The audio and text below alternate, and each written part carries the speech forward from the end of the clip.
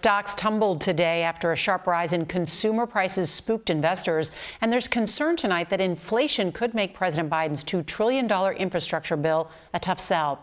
The president met with leaders from both parties in search of a bipartisan deal. And CBS's Nancy Cordes reports tonight from the White House.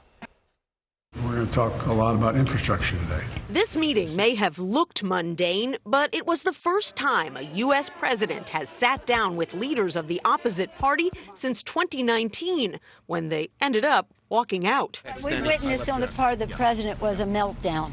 Today's confab was more cordial. We're going to see whether we can reach some consensus. Though the gulf is almost as wide as ever. The first step is obviously to define what infrastructure is. The White House wants a $2 trillion package to fund road and bridge repairs, but also electric car incentives and elder care assistance.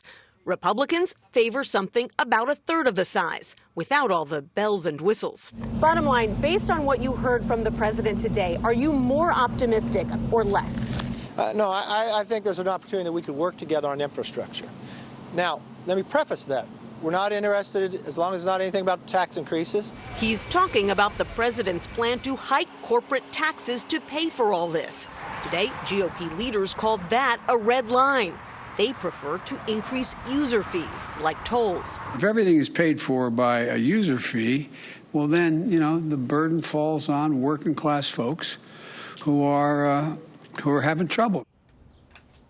Despite those divisions, the president said he came away from this meeting encouraged, and he's sitting down with 5 more key Republicans tomorrow, a sign that the haggling over infrastructure spending has begun in earnest. Norah?